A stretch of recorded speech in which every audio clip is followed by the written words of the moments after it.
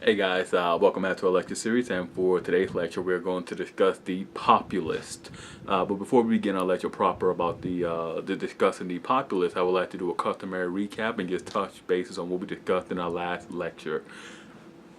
So in our last lecture, we did a three-part analysis of the civil rights cases, of some of the major civil rights cases of the last quarter of the 19th century.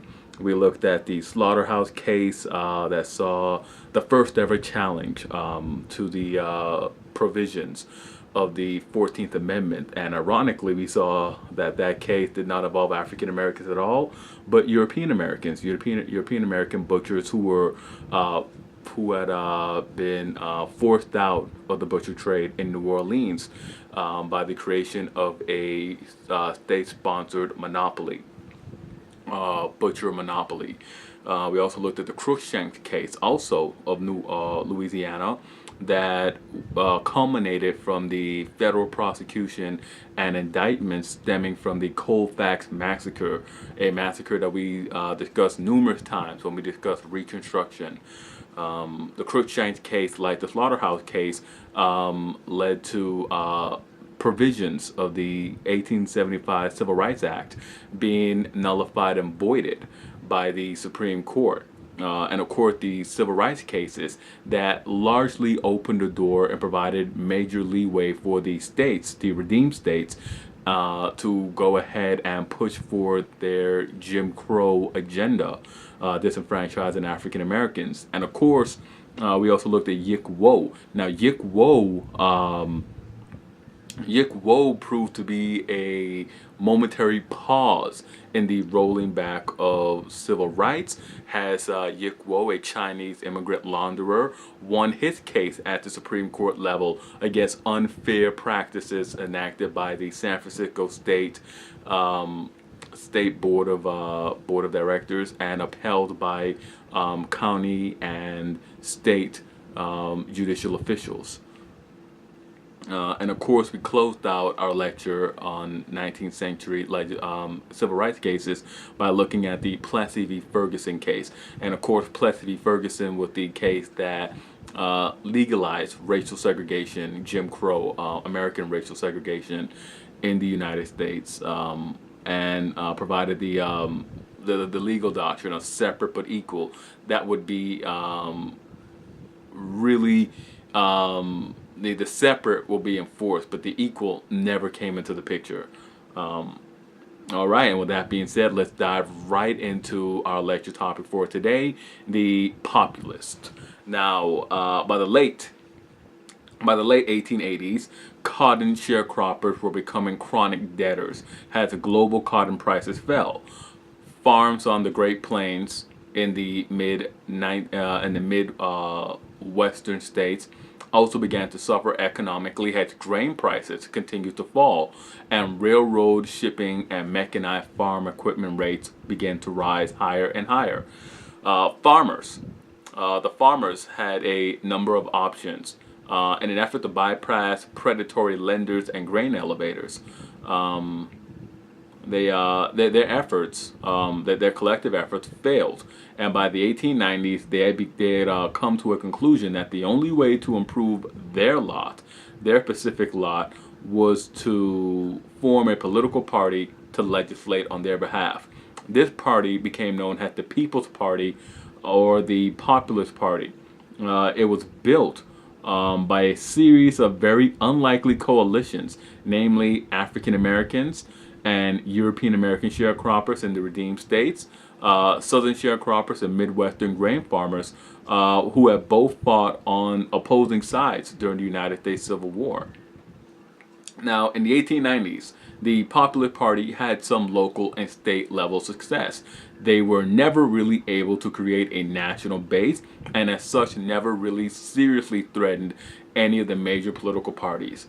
The party went into steady decline after 1896 when they failed to attract William Jennings Bryan to run as their presidential candidate. Western and Southern farmers faced major economic hardships at this time. And their hardship was largely the result of their own success. In the West, large grain crops created surpluses that led to a steep drop in grain prices in urban markets.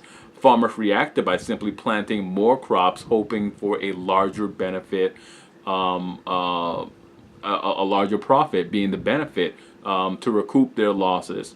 They only succeeded in driving prices even lower. Cotton sharecroppers were yielding higher and higher cotton crops as well, but they were now having to compete with global cotton producers, namely Egypt and India. To make matters worse, the late 19th century was a period of sustained economic deflation. There was simply not enough money in circulation to match the level of productivity or rapidly expanding population of the republic. This meant that prices of everyday commodities tended to fall yearly. Now, the farmers wanted inflation to mitigate their losses. That's how that affected the farmers' plight. Farmers of the Midwest had become heavily in debt by either mechanized farm equipment, by either having to purchase or acquire mechanized farming equipment, or by buying land. A few went into debt buying both.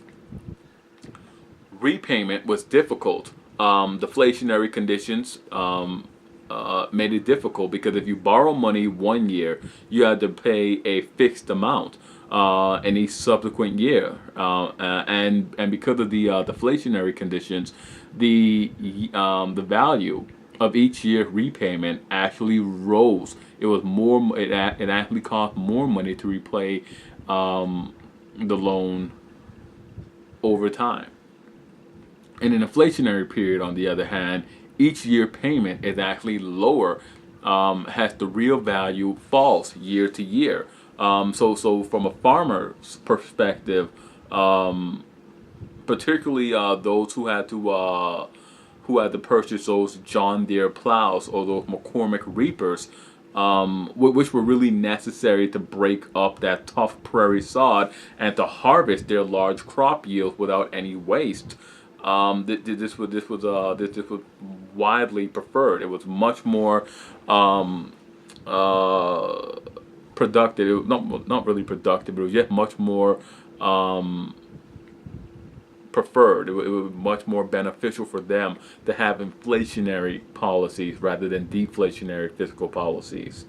It really became harder and harder for Western farmers to stay solvent, and a number of farmers went bankrupt.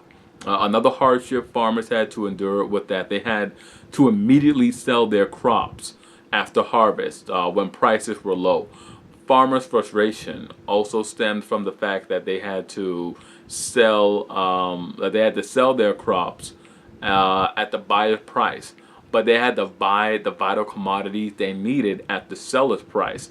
The railroad and the grain elevators exhibited predatory pricing and practices towards farmers, owing to their ability to form local monopolies.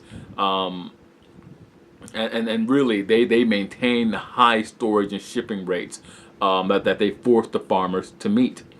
Now, farmers reacted by creating organizations, namely social, economic, and political economic organizations, to better arm, to better educate, and to better protect themselves. The Granger movement brought together the more prosperous farmers for mutual social and educational assistance.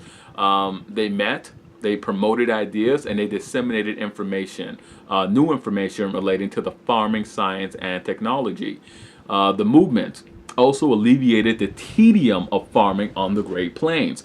We have to remember that back then the farmers on the Great Plains were separated by long distances. They were living very isolated lives, just sort of one family smack dab on their property, separated by acres and acres of land from their neighbors. These are small farmers, but farming on an industrial scale almost. In the early years of the Grange movement, these alliances allowed for regular social interaction. So you got to know the people very fairly well.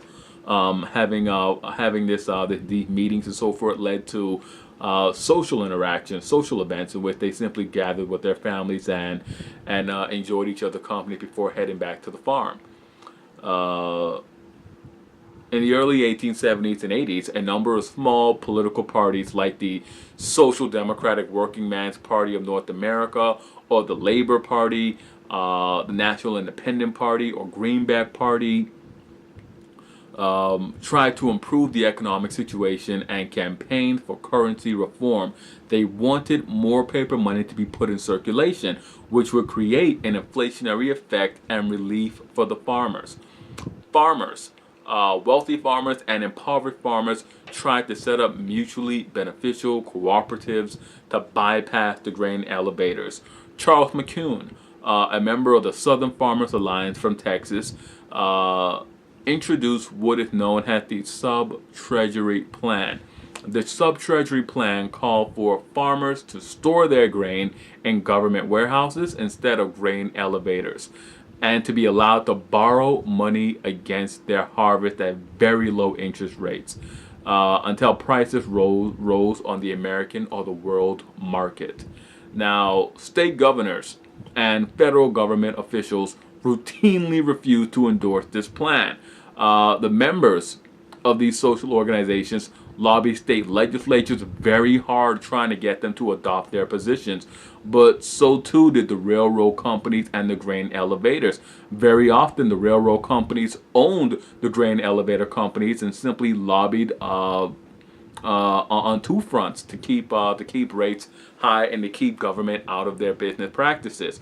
Early leaders of the populist parties utilized a religious revival spirit when addressing crowds. They would conduct their meetings almost the same way a revivalist preacher would conduct revival ceremonies and so forth.